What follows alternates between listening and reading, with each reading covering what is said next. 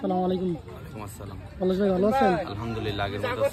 তো আজকে এই যে ফুটবল খেলায় অংশগ্রহণ করলেন, এই ফুটবল খেলায় অংশগ্রহণ করে আপনার অনুভূতি কেমন? আমার অনুভূতি হইলো আমি বল একটু পাইছি না, আমি খালি ইমাদত খালি দৌড়তে সবাই ভিজে গেছে। একবার এই গলির দিকে আরেকবার ওই গলি, আবার ওই গলি, আমার সবাই বল দিত না, লগে তোর লগে দুইটা বল আছে, তুই আবার বলের ভিতরে গিয়ে দৌড়বি, এজন্য আমার বল দেয় নাই। মানে ব্যক্তিগত বল করার জন্য নাকি? এটা আমি কইতাম পারি না, আমার হেরা কইছে তোর লগে দুই বল আছে, তুই আবার এক বলের ভিতরে দৌড়াস, তো শরম করে না? তো দুইটা তারপরও তুই আবার একটা বলের ভিতরে দৌড়স। ঠিক আছে দর্শক, পলাশ ভাইয়ের সাথে ব্যক্তিগত দুইটা বল থাকার কারণে তিনার দলের যে সদস্য ছিল তারা তার সাথে বেমানি করেছে, কেননা তিনার কাছে দুইটি সম্পদ আছে, দ্যাটস ওয়াই সবাই তার সাথে কি করছে। হিউমার অনেক ভালো, এত কষ্ট করে বোঝান লাগে না, মানুষ বুঝতে না। আচ্ছা ঠিক আছে, বাঙালি অনেক চালাক না?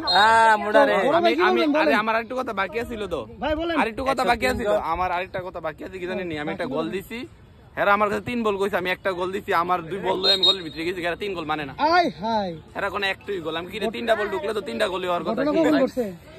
3 বল ঢুকলে তো 3 গোল হওয়ার কথা। ঘটনা কখন করছে? এই 6টা দিব না, নিজের বল লয়ে ঢুকছি, বালবাগ নামি করে